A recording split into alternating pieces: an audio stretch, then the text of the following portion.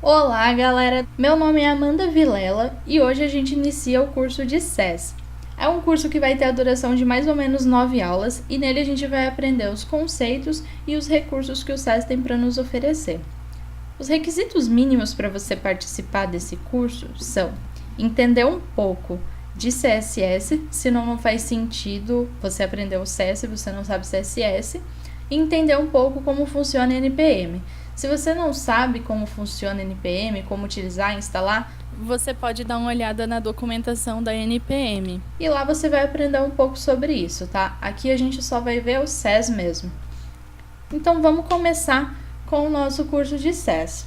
SES significa Syntactic Awesome Style Sheets e foi criado em 2006 por desenvolvedores Ruby. Eles buscavam um pouquinho mais de produtividade na hora de desenvolver o código CSS. Eles repararam que tinha muita repetição, muitas heranças, resolveram criar uma forma melhor de escrever isso. Então foi criado o SES. Por isso que o conceito de dry está sempre muito relacionado com o SES, né? O Don't Repeat Yourself, porque ele foi criado para evitar mesmo a repetição e trazer mais produtividade, pois ele estende alguns recursos. Ele estende o CSS adicionando alguns recursos de programação, como loops, criação de variáveis. A implementação oficial do SES é em Ruby, mas hoje em dia existem muitas outras implementações graças à biblioteca libSES. Se você quiser saber um pouquinho mais sobre essa biblioteca, você pode acessar esse link que está em destaque aqui embaixo. Aqui no curso, a gente vai utilizar o Node.js, que é uma implementação em Node.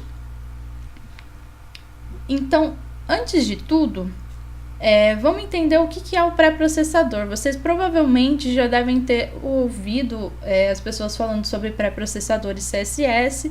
Então, vamos entender o que significa a palavra pré-processador. É um programa que recebe texto e efetua conversões léxicas. As conversões podem incluir substituição de macros, inclusão condicional e inclusão de outros ficheiros. Então, é isso que o SES faz. A gente vai escrever o nosso código utilizando uma linguagem específica, ele vai pegar e vai converter isso em CSS. Então, a gente vai escrever um loop e ele vai transformar aquilo em CSS.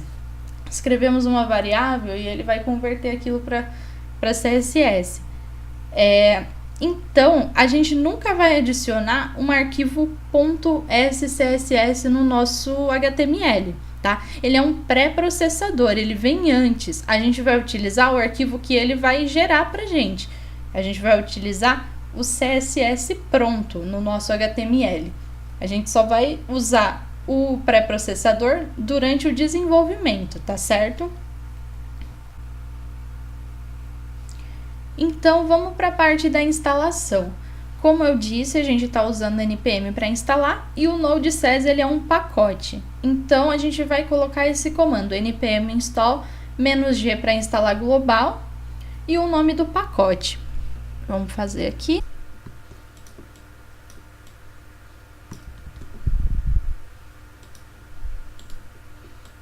Eu tenho que dar um sudo no meu computador.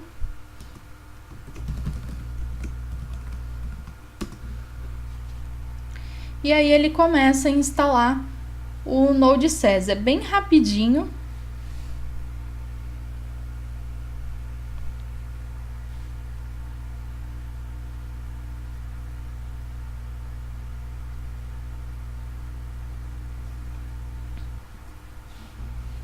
Olha lá. Prontinho, tá instalado. Bom, agora que a gente já tem o Node.js instalado, vamos entender um pouco os dois tipos de arquivo que a gente pode escrever. A gente pode escrever um arquivo .scss e um arquivo .ses, né? O arquivo .ses ele é baseado em indentação. Então, você vai separar os seus seletores das suas regras utilizando indentação e não precisa pôr ponto e vírgula. O arquivo SCSS é bem parecido com o CSS comum mesmo, você utiliza chaves e ponto e vírgula. E aqui no curso, por questões didáticas, a gente vai utilizar o arquivo .scss mesmo, tá certo? Então agora vamos criar o nosso primeiro arquivo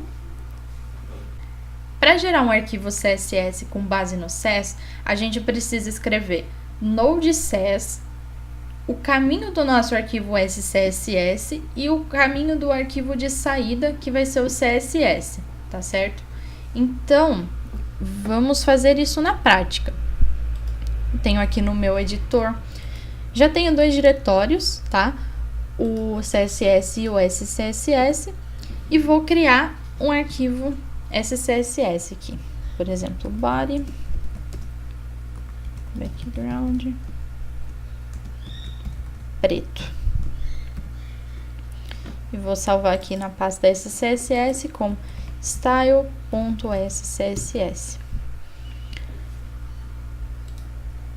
Agora, aqui no terminal, eu vou digitar aquele comando para mostrar como que a gente faz para gerar o nosso arquivo CSS. Então, coloco caminho de entrada e a saída.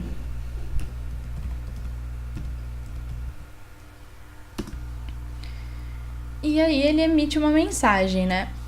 E mostra onde foi salvo o nosso arquivo style.css. Então, se a gente vir aqui,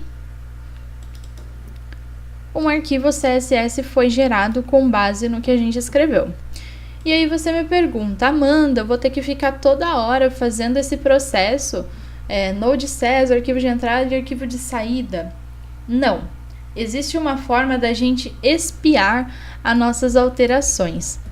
Então, toda vez que a gente fizer uma alteração e salvar, ele automaticamente já gera o nosso arquivo CSS, tá? Para isso, basta adicionar esse parâmetro na frente do node.cs, --watch.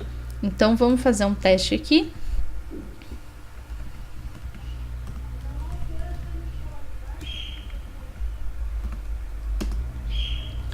E aí ele fica assim com o cursor piscando. E vamos fazer mais algumas alterações no nosso arquivo SCSS. A color red.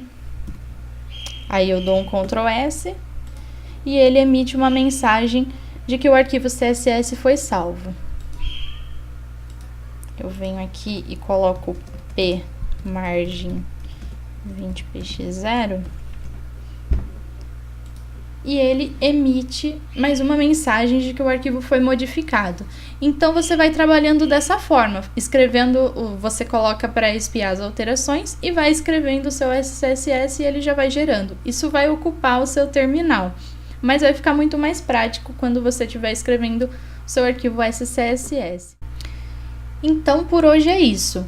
A gente aprendeu alguns conceitos do SES, como instalar, quais os tipos de arquivo que podem ser gerados e como escrever o nosso primeiro arquivo SES e gerar o CSS. A próxima aula a gente vai ver sobre seletores. Até mais!